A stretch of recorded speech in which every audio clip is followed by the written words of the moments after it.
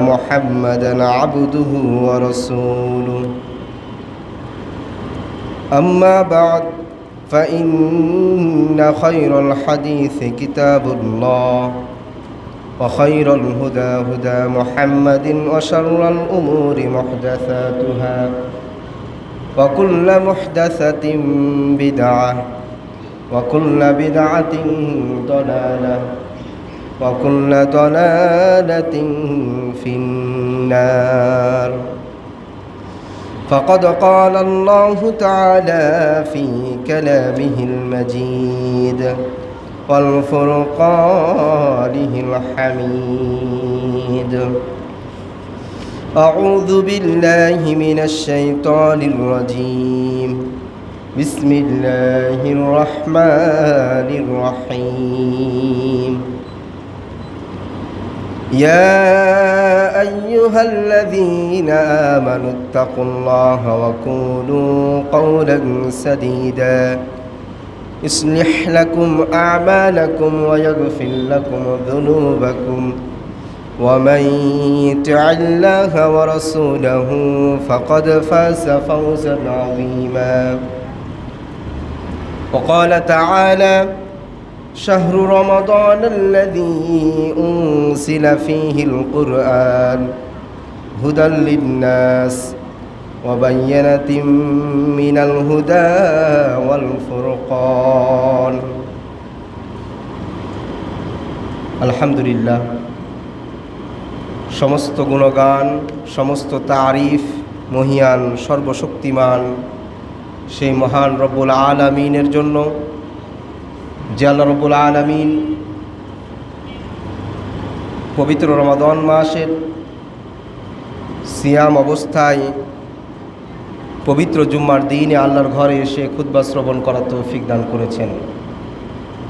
আমরা সেই মনিবের নিকট অন্তরস্থল থেকে মনের সবটুকু আবেগ উজাড় করে দিয়ে সেই মহান তাবারক ওয়া তাআলার দরবারে লাখো কোটি শুকরিয়া আদায় করছি। সকলে বলুন আলহামদুলিল্লাহ।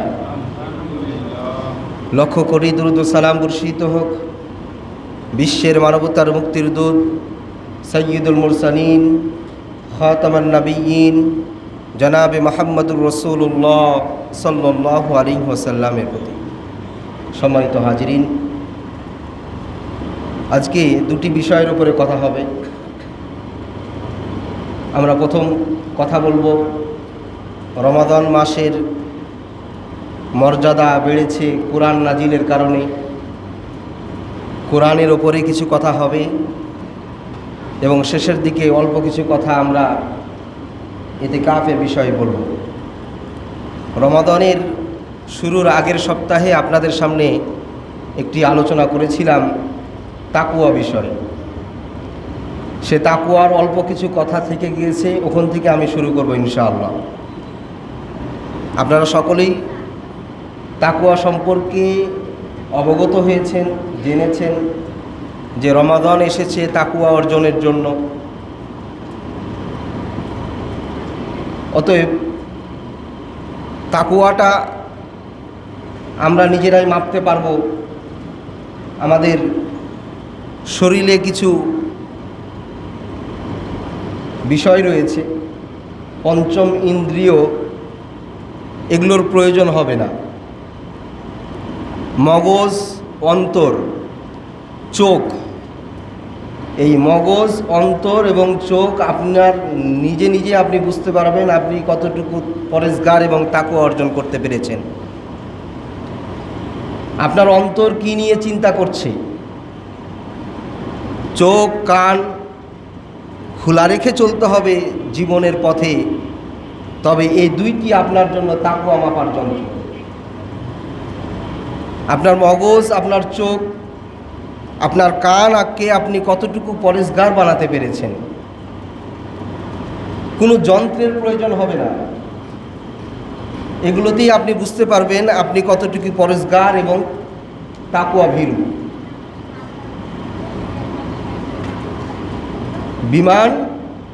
বিমানের পাইলট যেখানে বসে বিমান চালায়, এই পাইলটের সামনে অনেকগুলো মিটার আছে। তার মধ্যে একটি মিটার হচ্ছে ফুয়েল মিটার, যে বিমানে কতটুকু তেল আছে ওই মিটারে শো করবে, দেখা যাবে। আর একটি মিটার হচ্ছে ব্যাটারির পাওয়ার মিটার, ব্যাটারিতে কতটুকু চার্জ আছে ওই মিটারে দেখা যাবে। আরেকটি মিটার আছে যেটা হলো গতির মিটার, বিমান কত গতিতে চলতেছে ওই মিটারে সেটা শো করবে। আরেকটি মিটার উচ্চতার মিটার, বিমান কত ফিট ওপরে চলছে। আরেকটি মিটার যদি আপনি দেখেন দিগদর্শন, বিমান কোন লাইনে চলতেছে ওই মিটারে শো করবে। এইরকম আরও অসংখ্য মিটার, যিনি বিমান চালান পাইলট তার সামনে এই মিটারগুলো আছে। ঠিক তেমনিভাবে আমাদের শরীরে আল্লাহ পাক কিছু মিটার ফিট করে দিয়েছেন।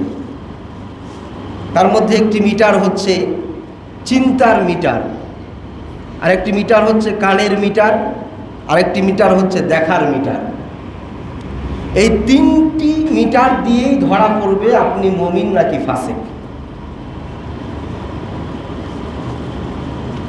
আল্লাহ আমাদের অভিভাবক, আল্লাহ আমাদের অভিভাবক। আমি চাচ্ছি কিন্তু আল্লাহর কাছে পাচ্ছি না। দুটি জায়গায় সমস্যা, একটা হচ্ছে তাকওয়া, 2 নাম্বার হচ্ছে তাওয়াক্কুল। তাকওয়া মানে আল্লাহ ভয়। আমরা পরিপূর্ণভাবে আল্লাহকে ভয় করতে পারিনি। এজন্য কাজী নজরুল ইসলাম তার কবিতার ভাষায় বলেছেন, আল্লাহতে যার পূর্ণ ঈমান কোথা সে মুসলমান। আজকে আমাদের সমাজে পরিপূর্ণ ঈমানদার পাওয়া বড়ই অভাব। আল্লাহ বলতেছেন, পরিপূর্ণ ঈমানদার যদি আমি পাই তাহলে আমার দিতে কোনো অসুবিধা নেই। 2 নাম্বার হচ্ছে তাওয়াক্কুল। তাওয়াক্কুল মানে আল্লাহর উপরে ভরসা। এই আমাদের আল্লাহর উপরে ভরসা ঠিকঠাক মতো নাই। আমরা যদি বিপদে পড়ি তাহলে সর্বপ্রথম আল্লাহর কথা স্মরণ আসে না, আমার চিন্তা আসে কোন মানুষ আমার এই বিপদ থেকে রক্ষা করতে পারে। দেখুন, শুধু মানুষ নয়, সারা দুনিয়ার রিজিক দাতা হচ্ছেন আল্লাহ। হাদিসে বলা হচ্ছে তাগুদু খিমাসান ওয়া তারুহু বিতানা। পাখি সকালবেলা খালি পেটে বের হয়, সন্ধ্যায় ভরা পেটে ফিরে আসে। পাখির কোনো ব্যাংক ব্যালেন্স নাই, পাখির কোনো সঞ্চয় নাই। পাখি কার উপরে ভরসা করে? পাখি আল্লাহর উপরে ভরসা করে, কিন্তু বাড়িতে বসে থাকে না। পাখিকে মাঠে বের হতে হয়, রোদ বৃষ্টি ঝড় উপেক্ষা করে মাথায় নিয়ে তাকে এক জমিতে না পেলে আরেক জমিতে যেতে হয়, আরেক জমিতে না পেলে আরেক জমিতে যেতে হয়। এরকম 10 জমিনে তাকে ঘুরতে হবে। সকাল থেকে সন্ধ্যা পর্যন্ত সে ঘুরবে। আল্লাহ বলতেছেন সন্ধ্যায় সে ভরা পেটে বাড়িতে ফিরবে। আমাদের উপরে, আল্লাহর উপরে আমাদের ভরসা নাই। আমরা শুধু ঘরের মধ্যে বসে থাকি আর আল্লাহ আমার ভাগ্যের পরিবর্তন করবে এটা চিন্তা করি। আমরা পরিশ্রম করি না।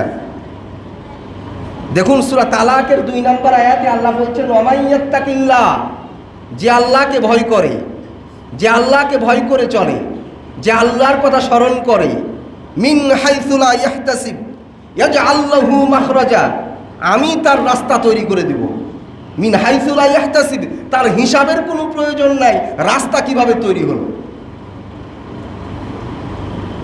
বিপদে পড়েছেন, এমন বিপদ বের হওয়ার কোনো রাস্তা নেই। কোশ্চিনকালেও এই বিপদ থেকে রক্ষা পাওয়ার কোনো উপায় নেই। আল্লাহ বলতেছেন, তুমি আমার উপরে ভরসা করো, আমাকে ভয় করো, তোমার ওই বিপদের রাস্তা আমি দূর করে দিব। মিন হাইসু লা ইয়াহতাসিব, তুমি হিসাব করতে পারবা না রাস্তা কিভাবে বের হলো। কিন্তু আমাদের হতাশা, আমরা পরিপূর্ণভাবে আল্লাহর উপরে তাওয়াক্কুল করতে পারিনি, আল্লাহর উপরে ভরসা করতে পারিনি। এরপরে 3 নাম্বার হচ্ছে তওবা। আমরা ভুল করলে তওবা করতে পারি না। তওবা মানে ফিরে আসা। আপনি ভুল করেছেন, আল্লাহর কাছে আমি ক্ষমা চাচ্ছি, অপরাধ করেছি, আল্লাহ তুমি ক্ষমা করো।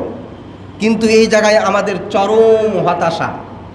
আমরা ভুল করলে আমরা তওবা করতে পারি না। বলা হচ্ছে কেউ যদি পৃথিবী সমান পাপ নিয়ে আসে, আল্লাহ বলছেন কেউ যদি পৃথিবী সমান পাপ নিয়ে আসে, আমি পৃথিবী সমান ক্ষমা নিয়ে তার দিকে যাব, তার দিকে অগ্রসর হব। কেউ যদি আধ হাত আসে, আমি এক হাত যাব। কেউ যদি হেঁটে আসে আমার দিকে, আমার বান্দা, আমি তার দিকে দৌড়িয়ে যাব। কিন্তু আপনাকে যেতে হবে। কিন্তু এই সমস্ত বিষয়গুলোতে এই তাকওয়া, তাওয়াক্কাল এবং তওবা, এগুলোর ভিতরে আমাদের অবহেলা এবং ত্রুটির শেষ নাই। আবু হুরায়রা থেকে বর্ণিত বুখারীর হাদিস, আল্লাহ বলতেছেন আমার বান্দা যখন ফরজ কাজগুলো সম্পূর্ণ করে এবং সে যখন আমার নৈকট্য অর্জন করে এবং এর পাশাপাশি যখন নফল বিষয়গুলো, নফল সালাতগুলো, নফল ইবাদতগুলো যখন করতে থাকে, তখন আমার বান্দা এবং আমার মধ্যে কোনো পার্থক্য থাকে না। আমি আমার বান্দার মধ্যে শামিল হয়ে যাই। আমি আমার বান্দার মধ্যে শামিল হয়ে যাই। তার চোখ আমার চোখ হয়ে যায় যে চোখ দিয়ে সে দেখে, তার কান আমার কান হয়ে যায় যে কান দিয়ে সে শোনে, তার হাত আমার হাত হয়ে যায় যে হাত দিয়ে সে ধরে। আমি ওয়াদা করছি সে যে চাইবে, সে যা কিছু চাইবে আমি দিতে তাকে সক্ষম, অবশ্যই আমি তাকে দেব।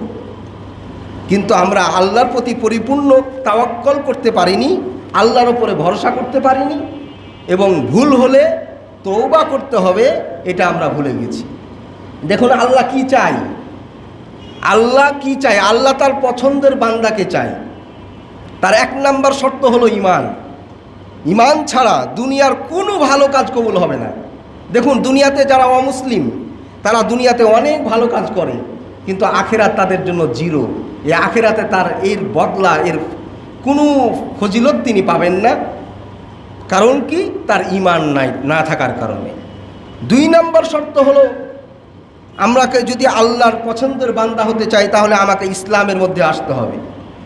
ইসলাম বাদ দিয়ে আপনি অন্য কোনো রাস্তা চেষ্টা করলে আপনি ইসলামকে, আল্লাহকে আপনি পাবেন না। বলা হচ্ছে ওয়ামাই ইয়াবতাগি গায়রাল ইসলাম ফালাই ইউকবালা মিন। ইসলাম বাদ দিয়ে কেউ যদি অন্য রাস্তা খোঁজ করে ইসলামকে, ওই রাস্তাতেই আল্লাহকে পাওয়া যাবে না। তিন নাম্বার শর্ত হলো ইবাদতের মাধ্যমে আপনাকে অগ্রসর হতে হবে।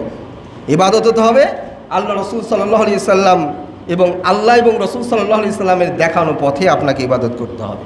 নিজে নিজে একটা দল তৈরি করলেন, নিজে নিজে একটা পথ তৈরি করলেন, ওই পথেই আপনি চলবেন, ওই পথ দিয়ে আপনি আল্লাহকে পাবেন না। আল্লাহ বলতেছেন উদ্দেশ্য পুরা করো, তুমি জান্নাতে চলে যাবে। উদ্দেশ্য পুরা করো, তোমার লক্ষ্য তুমি ঠিক করো, তোমার টার্গেট তুমি জান্নাতে যাবে। ফাদখুলি ফি ইবাদি ওয়াদখুলি জান্নাতি। আমার ইবাদত করো, এটা হলো উদ্দেশ্য, ইবাদত হলো উদ্দেশ্য, আর তোমার টার্গেট হলো জান্নাত। আমাদের সমাজে অনেক ক্ষেত্রে মানুষের দেখবেন লক্ষ্য এবং উদ্দেশ্য ঠিকঠাক মতো নাই। উদাহরণ দিচ্ছি, আপনি মাছ ধরতে যাচ্ছেন, এখন এখানে মাছ ধরা হলো আপনার লক্ষ্য, কিন্তু এখানে জাল লাগবে, এটা হলো উদ্দেশ্য।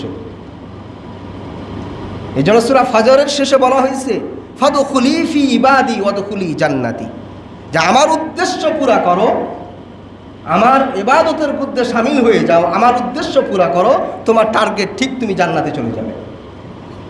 কিন্তু দুঃখজনক হলো সত্য যে রমাদান আসে, মানুষ আল্লাহ চিনে, পরকাল চিনে, কোরআন চিনে, মসজিদ চিনে, রমাদান বিদায় নাই, আবার আগের মতো হয়ে যায়, সব ভুলে যায়। ওই ঈদের দিন থেকেই আবার আগের মতো হয়ে গেল। এবার আসুন আজকের খুতবার মূল পর্ব আমরা আলোচনা করব। সূরা বাকারার 185 নম্বর আয়াত আপনাদের সামনে তেলাওয়াত করেছি। শাহরু রমাদান আল্লাযী উনজিলা ফীহিল কুরআন হুদাল লিন্নাস ওয়া বায়্যিনাতিম মিনাল হুদা ওয়াল ফুরকান।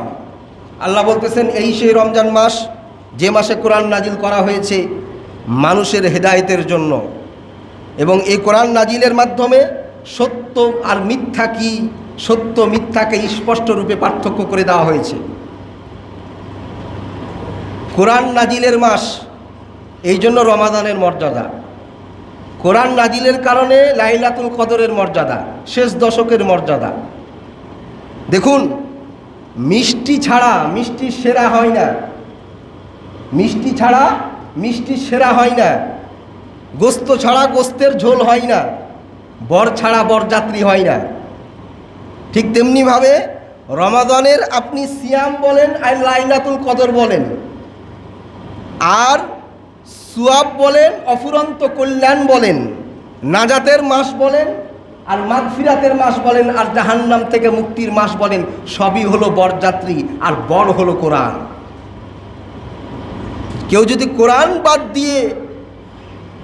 দিয়ে দেয় তাহলে তার সব কিছু জিরো হয়ে যাবে, পশ্চিমকালেও এখানে তার কোনো অবকাশ নেই, কোরআনকে বাদ দেওয়া যাবে না। অতএব এই রমাদান মাসে কোরআনের গুরুত্ব এবং তাৎপর্য নিয়ে আলোচনা করা হবে। বানী ইসরাঈলের ৮২ নম্বর আয়াতে আল্লাহ রাব্বুল আলামিন বলছেন, ওয়ানুনাজ্জিলু মিনাল কুরআন, এই সেই কোরআন যা তোমার উপর নাজিল করা হয়েছে, মা হুয়া শিফা, এই কোরআন হচ্ছে শেফা, এই কোরআন হচ্ছে আরোগ্য দানকারী, কোরআন হচ্ছে প্রতিষেধক, এই কোরআন হচ্ছে ঔষধ হিসাবে এসেছে, তবে জ্বর সর্দি কাশির ওষুধ নয়। যাদের চিন্তা এবং দর্শনে যাদের সমস্যা আছে, যাদের চিন্তা এবং দর্শনে সমস্যা আছে, এদের জন্য কোরআন নাজিল হয়েছে, এদের জন্য কোরআন হচ্ছে ঔষধ। ওয়া রাহমাতুল লিল মুমিনিন, আল্লাহ বলতেছেন কোরআন হচ্ছে মুমিনদের জন্য রহমত। ওয়ালা ইয়াজিদুয যালিমিনা ইল্লা খুসারা, কিন্তু যারা কোরআন মানে না তারা তাদের উপরে জুলুম করেছে। যারা গুনাহগার, যারা পাপাচার, এদের শুধু গুনাহ বাড়তেই থাকবে, ক্ষতি শুধু হতেই থাকবে। যারা কোরআন মানে না, কোরআন মেনে চলে না, এদের জন্য কোরআনে কোনো সমাধান নেই। যারা মুমিন তাদের জন্য কোরআন হচ্ছে শেফা, তাদের জন্য কোরআন হচ্ছে রহমত।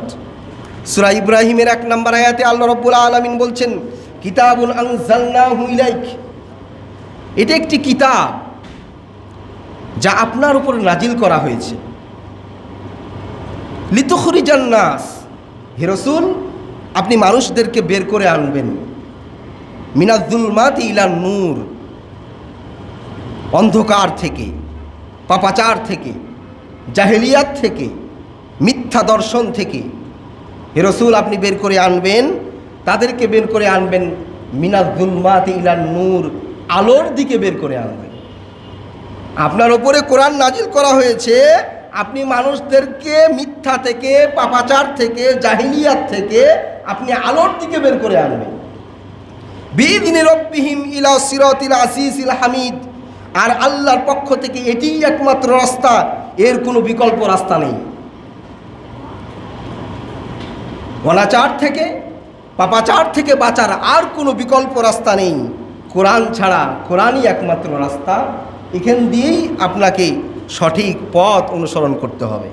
সূরা আরাফের 52 নম্বর আয়াতে আল্লাহ রাব্বুল আলামিন কি বলছেন দেখুন, ওয়ালাকাদ জি'নাহুম বিকিতাবিন ফাসসালনাহু আলা ইলম, প্রকৃতপক্ষে কোরআন এসেছে সকল বিষয়ে খুলে খুলে বর্ণনা করে দিতে। ওয়া হুদাও ওয়া রাহমাতুল লিকাওমি ইউমিনুন, কোনটা হেদায়েতের পথ, কোনটা বরকতের পথ, কোনটা রহমতের পথ, এটা কোরআন আমাদের মাঝে এসেছে খুলে খুলে বর্ণনা করে দিতে, ইলমের ভিত্তিতে। সূরা বাকারার 242 নম্বর আয়াত আপনি পড়ুন, কি বলা হচ্ছে, কাযালিকা ইউবাইয়িনুল্লাহু লাকুমুল আয়াত, এভাবেই আল্লাহ তার বিধানকে, তার আয়াতকে স্পষ্টভাবে বর্ণনা করে দিয়েছেন। লাআল্লাকুম তাকিলুন, আশা করা যায় তোমরা এ কোরআন পড়ে বুঝতে পারবে। তার মানে কোরআন বুঝার জন্য এসেছে। কোরআন আপনি পড়বেন, সাথে সাথে অর্থ পড়বেন, ব্যাখ্যা পড়বেন, কোরআন অনুধাবনের জন্য, জ্ঞান অর্জনের জন্য আপনার মাঝে এসেছে। লাআল্লাকুম তাকিলুন, আশা করা যায় তারা এই কোরআন পড়ে বুঝতে পারবে। তো কোরআনের ভাষা তো আরবি, আপনি কিভাবে বুঝবেন? তার মানে আপনাকে অর্থ পড়তে হবে। দেখুন, আল্লাহ রাসূল সাল্লাল্লাহু আলাইহি সাল্লাম মক্কায় আরবি ভাষা, তার জন্য কোরআন আরবিতে নাজিল হয়েছে। এটা একটি জীবন সত্য মিথ্যার পার্থক্যকারী রূপে কোরআন নাজিল হয়েছে। এটা বলে দিয়েছে, খুলে খুলে বর্ণনা করেছে। আপনি বুঝবেন কিভাবে? তাহলে আপনাকে অর্থ পড়তে হবে। কোরআন তেলাওয়াত করলাম কিন্তু বুঝ তৈরি হলো না, শুধু পড়লাম, খালি তেলাওয়াতই করলাম কিন্তু বুঝ তৈরি হলো না। এটা উদ্দেশ্য নয়। কোরআনের উদ্দেশ্য হলো বুঝ তৈরি করা, জ্ঞান তৈরি করা। সূরা বাকারা 219 নম্বর আয়াত দেখুন, কাযালিকা ইউবাইয়িনুল্লাহু লাকুমুল আয়াত। কোরআনের এই আয়াতগুলোকে আল্লাহ স্পষ্ট রূপে তুলে ধরেছেন, লাআল্লাকুম তাতাফাক্কারুন, যাতে তোমরা এটাকে নিয়ে চিন্তা করতে পারো। কোরআন তোমার উপরে স্পষ্ট রূপে তুলে ধরেছেন যাতে তুমি লাআল্লাকুম তাতাফাক্কারুন, যাতে তুমি চিন্তা করতে পারো, এই কোরআন নিয়ে তুমি বুঝতে পারো। তাহলে চিন্তা ভাবনা করার জন্য, বুঝার জন্য কোরআন আমাদের মাঝে এসেছে। মনে রাখবেন, কোরআন কোনো কবিতার বই নয়, কোরআন কোনো গল্পেরও বই নয়। কোরআনের উদ্দেশ্য হলো মানুষের মধ্যে বুঝ তৈরি করা, অনুধাবন তৈরি করা, জ্ঞান তৈরি করা। সূরা ইব্রাহিমের 52 নম্বর আয়াতে আল্লাহ রাব্বুল আলামিন বলছেন, হাযা বালাগুল লিন্নাস। আল্লাহ বলতেছেন, এই কোরআনটা মানুষের নিকটে পৌঁছে দাও। লিয়াযযাক্কারু লিয়াদ্দাব ওয়া লিয়ুনযিরু বিহি, মানুষকে ভয় দেখাও এই কোরআন দিয়ে। মানুষকে ভয় দেখাও, তাদেরকে বুঝাও যে মৃত্যুর পরে আরেকটা জীবন আছে। এই জীবন ক্ষণস্থায়ী, ওই জীবন চিরস্থায়ী, খালিদিনা ফিহা, অনন্তকালের সেই জীবন। ওয়ালিয়ালামু, যাতে তারা জানতে পারে, কোরআন পড়ে জানতে পারে, বুঝতে পারে, আন্নামা ইলাহু আল্লামা হুয়া ইলাহু ওয়াহিদ, একমাত্র আল্লাহই আমাদের ইলাহ। ওয়ালিয়াযযাক্কারু উলুল আলবাব, জ্ঞানী লোকেরাই, কি বলতেছেন দেখুন, জ্ঞানী লোকেরাই কোরআন থেকে উপদেশ গ্রহণ করেন। আপনার যদি জ্ঞান থাকে, আপনি যদি নিজেকে জ্ঞানী ভাবেন, তাহলেই আপনি কোরআন থেকে উপদেশ নেবেন। উপদেশ কিভাবে নেবেন? মানে আপনাকে কোরআনের অর্থ বুঝতে হবে। মনে রাখবেন, কোরআন কোনো পুঁথিবিদ্যার বই নয়, কোরআন কোনো গল্প গজলের বই নয়। কোরআন এসেছে মানুষের সফলতা ব্যর্থতা খুঁটিয়ে দেওয়ার জন্য। সূরা সাদের 29 নম্বর আয়াতে আল্লাহ রাব্বুল আলামিন বলছেন, কিতাবুন আনজালনাহু ইলাইকা মুবারাক, এক বরকতময় কিতাব আপনার উপরে নাজিল করেছি হে রাসূল। ওয়ালিয়াদাব্বারু আয়াতিহি, আল্লাহ কি বললেন? মানুষ যেন এই আয়াতগুলোকে নিয়ে চিন্তা ভাবনা করে। আপনার উপরে যে কোরআন নাজিল করেছি, এটা একটা বরকতময় কিতাব, এবং এই কিতাবকে নিয়ে মানুষ যেন চিন্তা ভাবনা করে, গবেষণা করে। কোরআন এসেছে বুঝার জন্য, মানার জন্য, বাস্তব জীবনে আমল করার জন্য। কিন্তু দুঃখজনক হলো সত্য, পৃথিবীর লক্ষ লক্ষ পাঠক এই কিতাব, যেটা সব থেকে বেশি পড়া হয়, পৃথিবীর লক্ষ লক্ষ পাঠক যারা না বুঝেই কোরআন তেলাওয়াত করে। একটা চিঠি না বুঝে পড়া হয় না, একটা দরখাস্ত না বুঝে সই করা হয় না, একটা চুক্তিনামা বিনিয়োগনামায় না বুঝে সই করা হয় না, কিন্তু কোরআন না বুঝেই পড়া চলে। ছোট একটা বিনিয়োগনামা, একটা দরখাস্ত না বুঝে সই করে না। কিন্তু পৃথিবীর লক্ষ লক্ষ পাঠক যারা কোরআন অর্থ ছাড়াই পড়ে, না বুঝেই পড়ে, এটা কোরআনের সাথে সঠিক আচরণ হচ্ছে না। ইন্না দীনা ইনদাল্লাহিল ইসলাম। ব্যক্তিগত জীবন, পারিবারিক জীবন, রাষ্ট্রীয় জীবন, সামাজিক জীবন, অর্থনীতি, রাজনীতি, বিচার ব্যবস্থা, আন্তর্জাতিক নীতিমালা, সব বিধিবিধান এই কোরআনে নাজিল করা হয়েছে। এটা কোরআনে দিয়ে দেওয়া হয়েছে। অতএব জানতে হবে, বুঝতে হবে, অনুধাবন করতে হবে এবং বাস্তব জীবনে প্রয়োগ করতে হবে। এইরকম ধরনের এটি একটি কোরআন। সূরা জুমারের ২৭ নম্বর আয়াত দেখুন, ওয়ালাকাদ দারাবনা লিন-নাসি ফি হাযাল কুরআন, প্রকৃতপক্ষে মানুষের জন্য এই কোরআনকে নাজিল করেছি, মিন কুল্লি মাসালিল লাআল্লাহুম ইয়াতাযাক্কারুন। আল্লাহ কি বললেন? সব ধরনের উদাহরণ সহকারে আমি কোরআন নাজিল করেছি। উদাহরণ কেন দিলেন? কেন বললেন? আমি কোরআন নাজিল করেছি সব ধরনের উদাহরণ সহকারে, কারণ উদাহরণ দিলে মানুষ বুঝতে পারে, উদাহরণ দিলে মানুষের বোঝা সহজ হয়। কোনো জিনিস ভালো করে বুঝতে গেলে উদাহরণের প্রয়োজন হয়।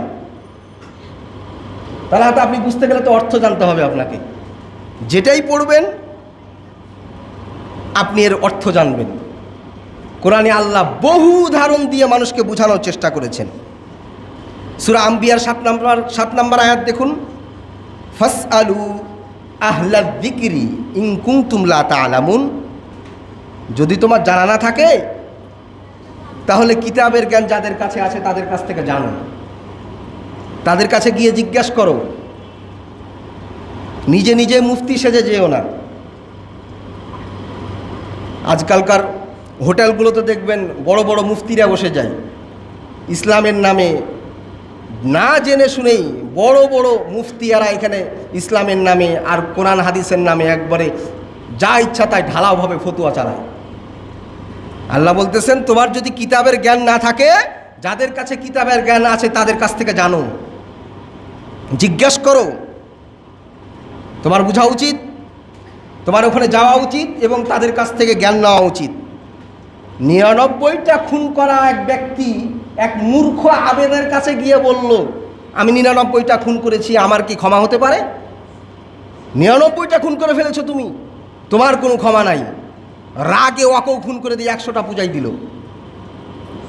অথচ বলা হচ্ছে, লা তাকনাতু মির রাহমাতিল্লাহ, কেউ যদি পৃথিবী সমান ক্ষমার পাপ নিয়ে আমার দিকে আসে, পৃথিবী সমান ক্ষমা নিয়ে আমি তার দিকে যাব। এই মূর্খ আবেদে কথা বলতে পারলো না কেন? বাইহাকির একটি হাদিস আপনাকে শোনাচ্ছি। ওয়ান হুজাইফা রাদিয়াল্লাহু আনহু قال قال رسول الله صلى الله عليه وسلم ওয়াসাইজি বাদ কওম। আল্লাহ রসুল বলছেন, অচিরেই শীঘ্রই আমার মৃত্যুর পরে কিছু লোক বের হবে, কিছু উম্মত বের হবে, আমার উম্মতের মধ্য থেকে কিছু লোক বের হবে, ইয়ারজিউল বিল কুরআনা তারজিআল গিনা ওয়া নুহ। তারা কোরআন তিলাওয়াত করবে কান্নার সুরে, মধুর সুরে। কোরআন তেলাওয়াত করবে মধুর সুরে, কান্নার সুরে কোরআন তেলাওয়াত করবে, কাঁদতে কাঁদতে লটিয়ে যাবে একবারে। কিন্তু আল্লাহ রাসূল বলছেন, ওয়ালা ইজাবিজু হানাবিদুহুম, কিন্তু এই কোরআনের তেলাওয়াত ওই কণ্ঠনালী নাড়ানো পর্যন্ত শেষ, এটা আবার নিচের দিকে নামবে না, এটা অন্তর পর্যন্ত পৌঁছবে না এই কোরআনের তেলাওয়াত। আমার উম্মতের মধ্যে কিছু উম্মত বের হবে যারা কণ্ঠ খুব সুন্দর করে কোরআন তেলাওয়াত করবে কান্নার সুরে, কিন্তু এই কোরআন ওই জিহ্বা নাড়ানো পর্যন্তই শেষ। এই কোরআন তার কলবে পৌঁছবে না, তার অন্তরে পৌঁছবে না, মানে তার জীবন পরিবর্তন হবে না। বুখারী মুসলিম মুয়াত্তার একটি হাদিস শুনুন। আল্লাহ রাসূল সাল্লাল্লাহু আলাইহি সাল্লাম বলছেন, যারা কোরআন পাঠ করে কিন্তু কোরআন তাদের গলার নিচে নামে না, তারা দিন থেকে কিভাবে বের হয়ে যাবে। যারা কোরআন পাঠ করে কিন্তু কোরআন তার কলিজা পর্যন্ত পৌঁছে না, অন্তরে পৌঁছে না, এটা আমল করে না, তারা দিন থেকে সেইভাবে বের হবে ধনুক থেকে তীর যেমন বের হয়ে যায়। ধনুক থেকে তীর যেমন বের হয়ে যায়, এই ব্যক্তিগুলো ইসলাম থেকে বের হয়ে যাবে। তাহলে কোরআন বুঝে পড়তে হবে, কোরআন না বুঝে পড়ার কোনো সুযোগ আমাদের জানা নেই। আপনি একটা জায়গা খুঁজে দেখান তো, কোরআন হাদিসের কোন জায়গায় বলা আছে যে তুমি কোরআন তেলাওয়াত করো কিন্তু বুঝার দরকার নাই? তবে একটা সুযোগ আমাদের জানা আছে, শয়তানের ১ নম্বর মিশন যাতে মানুষ কোরআন বুঝতে না পারে। কোরআন যদি বুঝে যায় তাহলে মানুষের ভাগ্যের পরিবর্তন হয়ে যাবে। অতএব শয়তানের ১ নম্বর মিশন হলো যাতে মানুষ কোরআনের বুঝ যাতে মানুষের তৈরি না হয়। এই জন্য দেখবেন সমাজে অনেক কথা চালু আছে, এই যে মিনাল জিন্নাতি ওয়ান নাস, মানুষ নামী শয়তানগুলো এগুলো চালু করেছে। কি বলে, তুমি কি আলেম যে তুমি কোরআন বুঝতে যাবা? এটা আলেমদের কাজ। কোরআন বুঝতে গেলে অনেক ইলম লাগবে। তুমি তো শিক্ষিত, তুমি তো জেনারেল শিক্ষিত মানুষ, তোমার তো কোরআন বুঝার দরকার নাই। বুঝতে গেলে ভুল হবে, ভুল হলে গুনাহ হবে, গুনাহ হলে তুমি জাহান্নামে যাবা। কোরআন বুঝতে যায় জাহান্নামের কাজ করতেছো, এটা মানুষ নামী শয়তান। তুমি খালি তেলাওয়াত করো, অক্ষরে অক্ষরে 10 নেকি, অত বুঝার দরকার নাই। তিরমিজির হাদিস কি দেখুন, লাইসা মিন্না মাল্লাম ইয়াতাগায়্যারা বিল কুরআন। সে কিছুই পায়নি, সে কিছুই পায়নি যে কোরআন বুঝেনি। কি পেয়েছে? খালি কোরআনের শুধু কপালে আর বুকে চুমা খেয়েছে।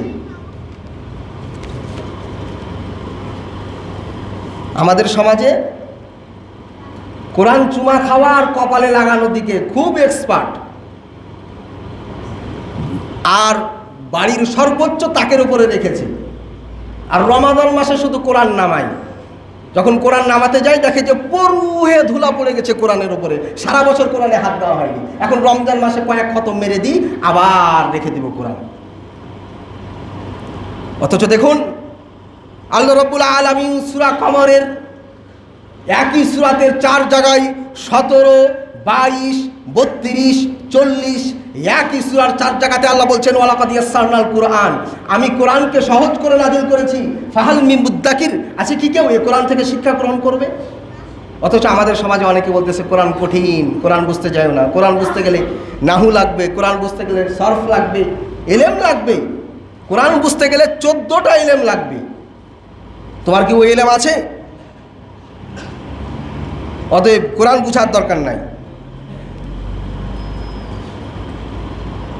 ফাকরাউ মা তায়াসসারা মিনাল কুরআন, বলা হচ্ছে সহজ এবং স্বাভাবিকভাবে কোরআন যতটুকু সম্ভব ততটুকু তুমি তেলাওয়াত করো এবং সেটা তুমি বুঝে পড়ো, বুঝার চেষ্টা করো। কারণ আপনাদেরকে আগেই বললাম কোরআন আমাদের মাতৃভাষাই নয়, কোরআন আরবি ভাষাই।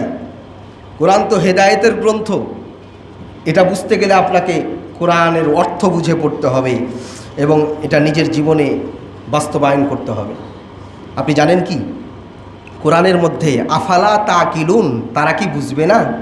লাআল্লাকুম তাত্তাকুন, আশা করা যায় তারা বুঝবে। লা ইয়াকিলুন, তাদের কি জ্ঞান নাই, কেন তারা বুঝবে না? এইভাবে কোরআনে 49 বার এই কথাগুলো ব্যবহার করা হয়েছে,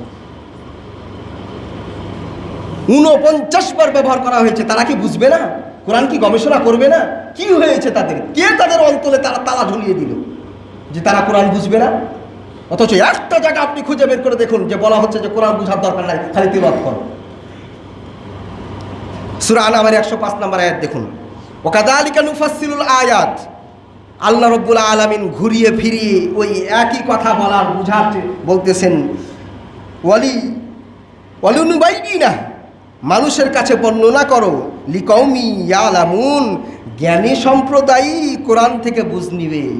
যারা জ্ঞানী, যারা জ্ঞানী সম্প্রদায় তারাই কোরআন থেকে বুঝ নিবে। যারা সমাজের জ্ঞানী মানুষ, যারা কোরআন পড়েন, কোরআন জানেন, তাদের দায়িত্ব হলো মানুষের কাছে এটা পৌঁছে দেওয়া, মানুষের কাছে এটা উপস্থাপন করা। কিন্তু আমাদের সমাজে অনেক ব্যক্তি আছে যারা কোরআনের সঠিক বুঝ মানুষের সামনে উপস্থাপন করে না। হাত্তা ইযা জাউ, সূরা নামালের 84 নম্বর আয়াত, যখন তারা আসবে, ক্বালা কাযযাবতুম বিআয়াতি, যারা আমার আয়াতগুলোকে মিথ্যা মনে করত, পাত্তা দিত না, কিয়ামতের দিন যখন আসবে, ওয়ালাম তুহিতু বিহা ইলমা, তখন তাদেরকে জিজ্ঞাসা করা হবে কেন তুমি কোরআন, তোমার জ্ঞান দিয়ে তুমি কেন কোরআন বুঝোনি?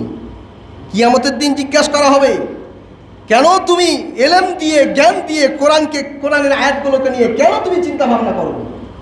আপনাকে এটা জিজ্ঞাসা করবে।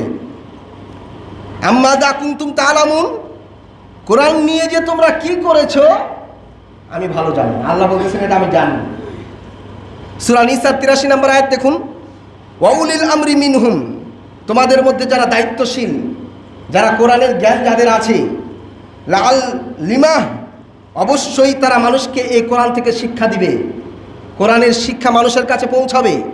আল্লাযী ইস্তামবিতুনাহু মিনহুম, যারা কোরআনের অর্থ বের করতে পারে, যারা কোরআন থেকে অর্থ বের করে উদ্ঘাটন করতে পারে, রহস্য বের করতে পারে, তোমরা তার কাছে যাবে এবং তাদের দায়িত্ব হলো মানুষের সামনে কোরআনের সঠিক কথা মানুষের সামনে উপস্থাপন করা।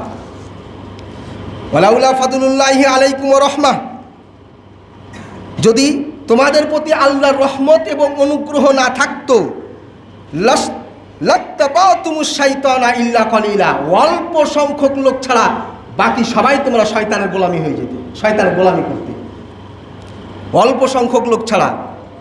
কিন্তু তোমাদের প্রতি আল্লাহর রহমত এবং অনুগ্রহ আছে বলেই তোমরা শয়তানের গোলামি থেকে তোমরা বেঁচে আছো। শয়তানের গোলামি থেকে বাঁচতে হলে কোরআনের বুঝ ছাড়া কোনো উপায় নেই, কোরআন আপনাকে বুঝতেই হবে। কারণ শয়তানের 1 নম্বর মিশন হলো মানুষ যাতে কোরআন বুঝতে না পারে। ইবনে মাজার হাদিস দেখুন, হযরত আনাস ইবনে মালিক রাদিয়াল্লাহু আনহু থেকে বর্ণিত, রাসূল সাল্লাল্লাহু আলাইহি সাল্লাম বলছেন, প্রত্যেক মুসলিম নরনারীর ওপরে ইলম অর্জন করাকে ফরজ করা হয়েছে, ফরজ করা হয়েছে, জ্ঞান অর্জন করাকে ফরজ করা হয়েছে। আপনি 10 পাতা কোরআন পড়লেন, কিন্তু ওই 10 পাতা দিয়ে আপনি জ্ঞান অর্জন হলো না। এই 10 পাতা কোরআন তেলাওয়াত করে আপনার এটা দিয়ে ফরজ আদায়ও হয় না। কি করলেন? ওই 10 অক্ষরে অক্ষরে 10 নেকি পেলেন, এর থেকে আর কিছু পেলেন না। কিন্তু জ্ঞান অর্জন করতে হলে আপনাকে কোরআনের অর্থ বুঝতে হবে, এর তাফসীর জানতে হবে, আপনাকে এখান থেকে অনুধাবন করতে হবে। সূরা তাহার 114 নম্বর আয়াত দেখুন, ওয়ালা তাজআল বিল কুরআন মিন ক্বাবলি আন ইউকদা ইলাইকা ওয়াহয়ুহু, আপনার প্রতি যে কোরআন নাজিল করা হয়েছে এটা শেষ না হওয়া পর্যন্ত আপনি তাড়াহুড়া করবেন না। রসুলকে বলা হচ্ছে তাড়াহুড়া করবেন না। অকুল রব্বি জিদনি ইলমা, আপনি শুধু বলুন যে হে আল্লাহ তুমি আমার জ্ঞান বাড়ায় দাও। যে কোরআন আমার উপর নাজিল হচ্ছে আপনি শুধু বলতে থাকুন যে আল্লাহ আমার তুমি জ্ঞান বাড়াইয়া দাও। তাহলে কোরআন পড়ার ক্ষেত্রে তাড়াহুড়া করা যাবে না। আর বিষয়টি, কোরআন যে আপনার উপর নাজিল হচ্ছে এটা আপনি বুঝুন, আপনার জ্ঞানের জন্য আল্লাহর কাছে দোয়া করুন এবং এটা অনুধাবন করুন। সূরা কিয়ামার 16 থেকে 19 নম্বর আয়াত আপনি দেখুন, ওয়ালা তুহাররিক বিহি লিসানাকা লিতাজালা বি, হে রাসূল আপনি জিহ্বা এত বারবার নড়াবেন না, এত বারবার নড়ানোর কোনো প্রয়োজন নাই। ইন্না আলাইনা জামাআহু কুরআনা, আমি আমার দায়িত্ব আপনার এই কোরআন আপনার অন্তরের মধ্যে গেঁথে দেব, আমার দায়িত্ব। ফাইদা করানাহু ফাত্তাবি কুরআনা, আপনি যখন পাঠ করবেন তখন এটার অনুসরণ করুন, এটা অনুধাবন করুন, এটা বুঝুন। সুম্মা ইন্না আলাইনা বায়ানা, অতএব এটা বুঝিয়ে দেওয়ার দায়িত্ব আপনার, এটা মানুষকে বুঝিয়ে দেওয়ার দায়িত্ব আপনাকেই দেওয়া হয়েছে। তার মানে কোরআনের যদি আপনি বুঝেন, জানেন, আপনার জ্ঞান আছে, তাহলে আপনি এটা বুঝাবেন মানুষকে। জিবরাইল আলাইহিস সালাম যখন আল্লাহ রাসূলের কাছে আসতেন, যখন কোরআন নাজিল হতো, তখন আল্লাহ রাসূল দ্রুত জিহ্বাকে নাড়াতেন, যেটা আল্লাহ রাসূল সাল্লাল্লাহু আলাইহি সাল্লামকে আল্লাহ নিষেধ করলেন যে এত জিহ্বা নাড়ানোর দরকার নাই, আপনি স্থির থাকুন, আপনি এটা উপলব্ধি করুন, আর আপনি বলুন অকুর রব্বি জিদনি ইলমা, হে আল্লাহ তুমি আমার জ্ঞান বাড়াই দাও। সূরা দুখানের 58 নম্বর আয়াত দেখুন, ফাইন্নামা ইয়াসসারনাহু বিলিসানিকা লাআল্লাহুম ইয়াতাযাক্কারুন, আমি এই কোরআনকে আপনার মাতৃভাষায় নাজিল করেছি, সহজ করে নাজিল করেছি, যাতে আপনি বুঝতে পারেন। আল্লাহ রসুলকে আল্লাহ বললেন আমি আপনার এই কোরআনকে আরবি ভাষায় নাজিল করেছি যাতে আপনি বুঝতে পারেন। তার মানে কোরআন বোঝার জন্য এসেছে। আপনাদেরকে আগেই বললাম যে আরবি, সৌদি আরবের ভাষা আরবি, এজন্য কোরআন আরবি ভাষায় নাজিল হয়েছে। এখন আমাদের ভাষা তো আরবি না, বাংলা। এখন কোরআন বুঝতে গেলে আপনাকে অর্থ জানতেই হবে। কিন্তু দুঃখের বিষয়, আপনি অধিকাংশ মুসলমানের বাড়িতে যদি জিজ্ঞাসা করেন অর্থ সহ কোরআন আছে, বলে না, একটা কোরআন নাই। বড় দুঃখ এবং আফসোসের বিষয়, একটা অর্থ সহ কোরআন বাড়িতে রাখতে পারে নাই। বুখারী মুসলিমের হাদিস দেখুন, হযরত আয়েশা রাদিয়াল্লাহু আনহা থেকে বর্ণিত, রাসূল সাল্লাল্লাহু আলাইহি সাল্লাম বলছেন, যারা কোরআনের জ্ঞানে অভিজ্ঞ ব্যক্তি, যারা কোরআনের জ্ঞানে অভিজ্ঞ, যাদের জ্ঞান আছে, এরা নবীগণের সাথে থাকবে কিয়ামতের দিন। এবং এই হাদিসের শেষের দিকে বলতেছে, যারা কোরআন কষ্ট করে তেলাওয়াত করে, কষ্ট করে বেঁধে বেঁধে তেলাওয়াত করে, পারতেছে না তারপরও পড়তেছে, চেষ্টা করতেছে, বুঝার চেষ্টা করতেছে, আল্লাহ রাসূল বলতেছেন এর আমল নামায় ডবল নেকি লেখা হবে। তার মানে আপনাকে বুঝতে হবে, কষ্ট করে হলেও তেলাওয়াত করতে হবে। কেন আল্লাহ রাসূল বললেন ডবল নেকি? তার মানে আপনি কষ্ট করে হলেও বুঝেন, বুঝার চেষ্টা করেন।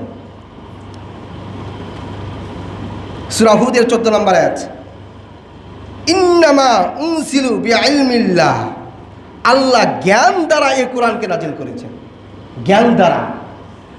সুতরাং বুঝতে হলে জ্ঞান বুদ্ধি খাটাতে হবে।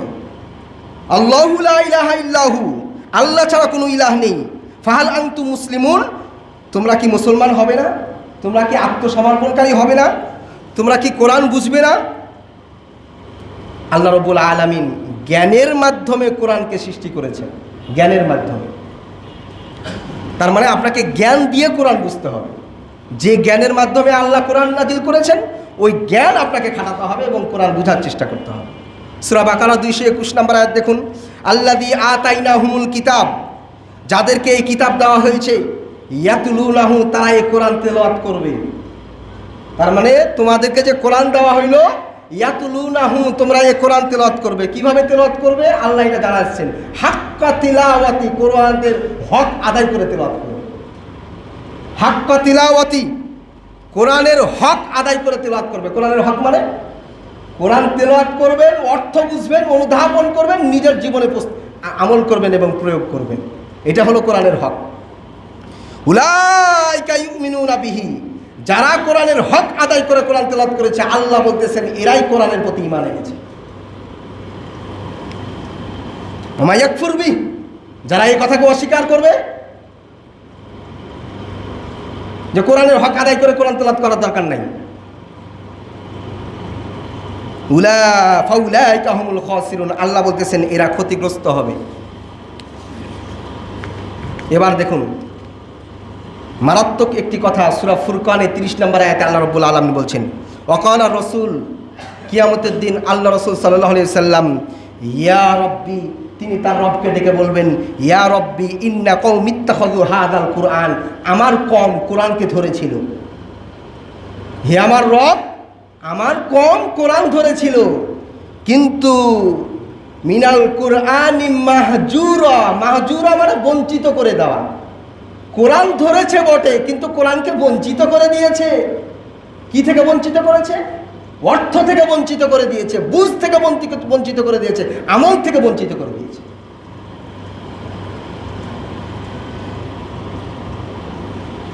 যারা কোরআন বুঝে না, আমল করে না, কিয়ামতের দিন আল্লাহ রাসূল তাদের বিরুদ্ধে মামলা করবেন।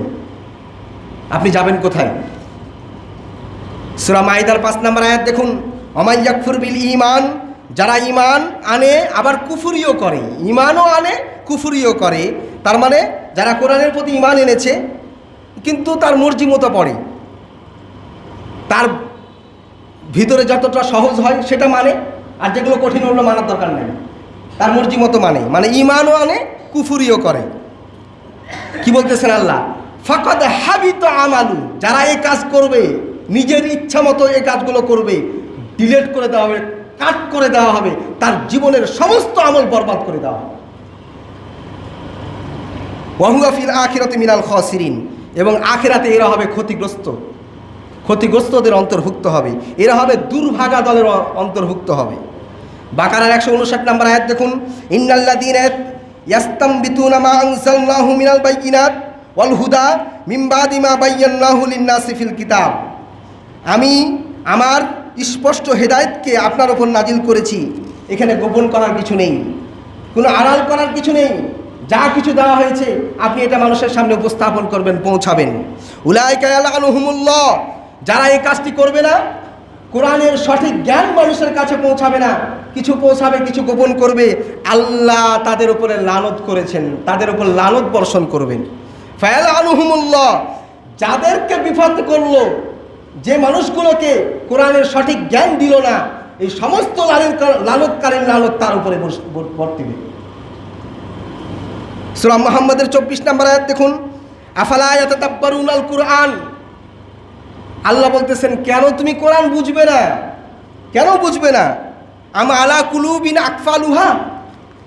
কিফলুন মানে তালা, আর কিফলুনের বহুবচন হলো আকফালুন। মানে আল্লাহ বলতেছেন, আম আলা কুলুবিন আকফালুহা, কেন তুমি কোরআন বুঝবে না? তোমার অন্তরে কেউ অসংখ্য তালা ঝুলিয়ে দিল যে তুমি কোরআন বুঝবে না?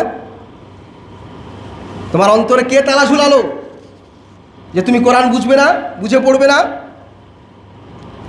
মাসালুল হুম্মিলুত তাওরাত, সূরা জুমারের 5 নম্বর আয়াত, মাসালুল হুম্মিলুত তাওরাত সুম্মা লাম ইহমিলু কামাসালিল হিমার। কি বলতেছেন আল্লাহ? ইহুদি জাতিরা, তাদেরকে তাওরাত দেওয়া হয়েছিল, কিন্তু তাওরাত বুঝেনি, খালি গাধার মতো বহন করেছে। গাধার পিঠের ওপরে 1 বস্তা লেবু আর 1 বস্তা চিনি চাপিয়ে দেওয়া হয়েছে। এই গাধা সারাদিন হাটে বাজারে মানুষকে, হাটের গাধার মালিক কত রঙ্গ ঢঙ্গ করে, কত সুর দিয়া শরবত বিক্রি করতেছে। এই গাধার কোশ্চিনকালও জানতে পারলো না গাধা পিঠে কি বইতেছে। গাধার মুখে কোনোদিন কোশ্চিনকালও একটু শরবত গেল না যে গাধা কি নিয়ে যায়। আল্লাহ বলতেছেন, ইহুদি জাতিরা হচ্ছে গাধা, এরা তাওরাত বুঝেনি, খালি বহন করেছে। তো তাও ইহুদি জাতি যদি তাওরাত না বুঝে গাধা হয়, তাহলে আমরা যদি কোরআন না বুঝি আমরা কোন গাধা?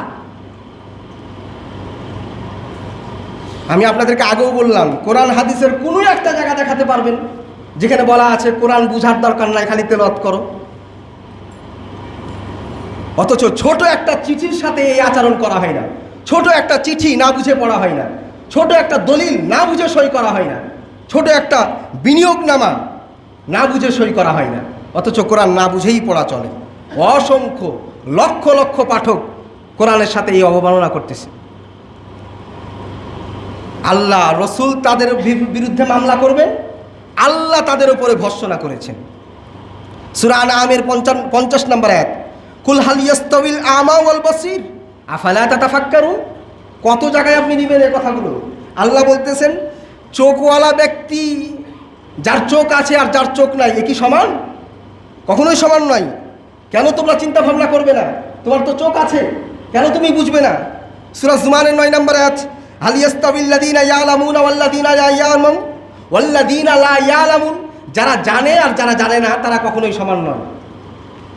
যদি আপনি কোরআন জানেন, কোরআন বুঝেন, আর যারা কোরআন বুঝে না, তারা কোশ্চিনকালেও এক নয়, তারা সমান নয়। মনে রাখবেন, এই রমাদানের মর্যাদা কোরআন নাজিলের কারণে। কোরআন যদি অন্য মাসে নাজিল হইতো, তাহলে ওই মাসের মর্যাদা সব থেকে বেশি হইতো। শেষ দশকের বিজয় রাত্রির মর্যাদা এই কোরআন নাজিলের কারণে। শেষ দশকের বিজয় রাত্রিতে কোনো এক রাত্রিতে এ কোরআন নাজিল হয়েছে। এই জন্য ওই রাত্রি 1000 মাসের থেকে উত্তম হয়ে গিয়েছে। আপনারা পড়েন নাই, খয়রুম মিন আলফি শাহর, 1000 মাসের থেকে উত্তম বলা হয়েছে। কোরআন নাজিলের কারণে হেরা গুহার মর্যাদা বেড়ে গিয়েছে। এই কোরআনটা বাজারের সব থেকে নিম্ন দামি কাঠে লাগার কারণে রেহালের মর্যাদা হয়ে গিয়েছে। বাজারের সব থেকে নিম্ন দামি কাপড়, যেটাকে দিয়ে কোরআনের জামা বানানো হয়েছে, জুজদান, এই জামাটা কোরআনের গায়ে লাগার কারণে এই কোরআনের এই জুজদানের কাপড়ের মর্যাদা বেড়ে গেছে। যেটা যদি জরাজীর্ণ হয়ে যায়, ছিঁড়ে যায়, তাহলে এই কাপড়টা দেখে দিয়ে আপনি যে কোথায় যে ফেলবেন একটু চিন্তা ভাবনা করবেন। কিন্তু আপনার বাড়ির অনেক দামি শাল, এই দামি শালটা যদি নষ্ট হয়ে যায়, এই দামি শাল দিয়ে আপনি জুতা মুছতে কোনো দ্বিধাবোধ করবেন না। কিন্তু কোরআনের এই কাপড়ে লাগার কারণে এই জুজদান, কোরআনের জামা যদি জরাজীর্ণ হয়ে যায়, ছিঁড়ে যায়, কিন্তু কেউ চিন্তা করবে না কোশ্চিনকালে যে এই জামাটা দিয়ে, এই কোরআনের এই জামাটা দিয়ে জুতা মুছি। তো কোরআনের গায়ে লাগার কারণে যদি এত মর্যাদা হয়, বাজারের সব থেকে নিম্ন দামি কাঠের যদি এত মর্যাদা হয়, তাহলে এই মানুষ যদি কোরআন বুঝে আমল করে, এই মানুষের মর্যাদা কত বাড়বে। কিন্তু দুঃখজনক হলো সত্য যে কোরআন আমরা বুঝিনি, পড়িনি, আমলও করিনি। যতটুকু সমাজে মানুষ আছে কোরআন বুঝে পড়ে, অনেকে আছে পড়তেও চায় না। এর মধ্যে অনেকে আছে কোরআন সহি করে পড়তে পারে না। কত ডিগ্রি অর্জন করলেন, মাস্টার ডিগ্রি, কত ডক্টরেট করলেন, এই করলেন ওই করলেন, আহা হা, দুঃখ, কোরআনটা সহি করে পড়তে পারলেন না।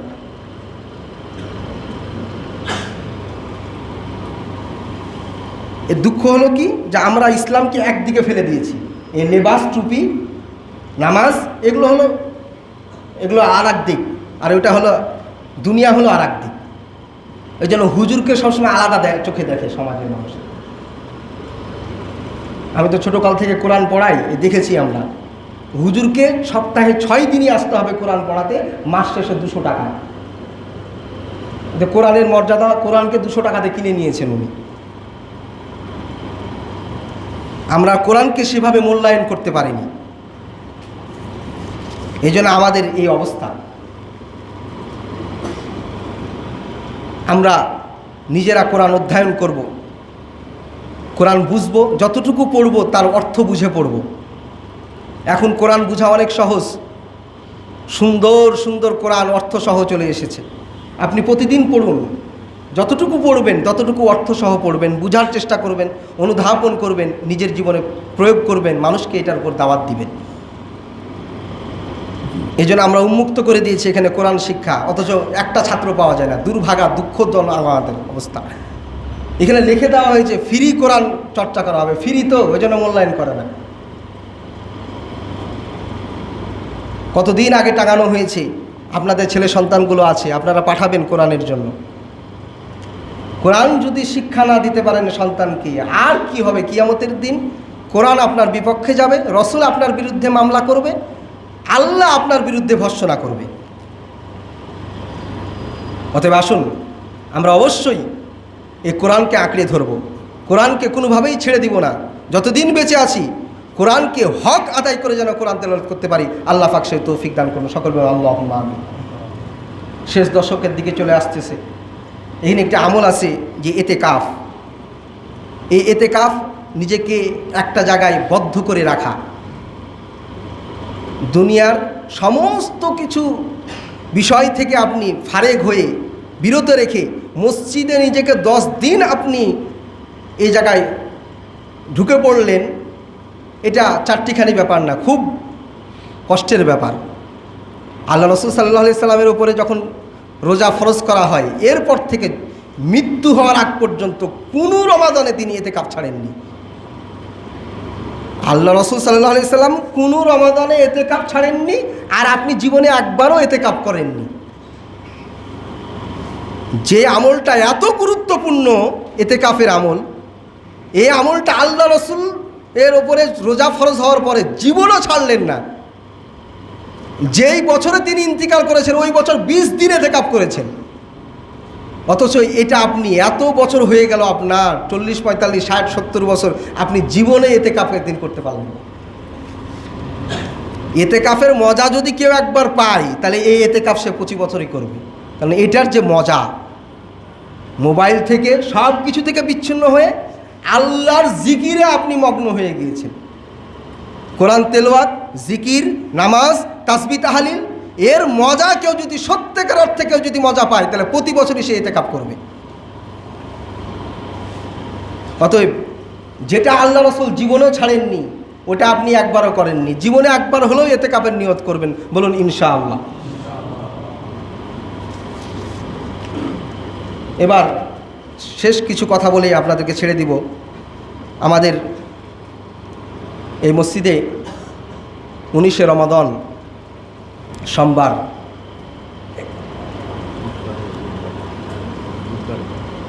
এটা পরে চেঞ্জ করা হচ্ছে। তারপরে আপনাদেরকে আমরা জানিয়ে দিব আবার, আপনার বুধবারে আমাদের এখানে 20শে রমাদান বুধবারে আমাদের এখানে ইফতারের আয়োজন করা হয়েছে। আপনারা শরীক হবেন এবং এখানে আপনারা আপনাদের অর্থ থেকে দেওয়ার চেষ্টা করবেন। কারণ ইফতার করানো, মানুষকে খাওয়ানো, এটা হলো ইসলামের মধ্যে সর্বোত্তম কাজ।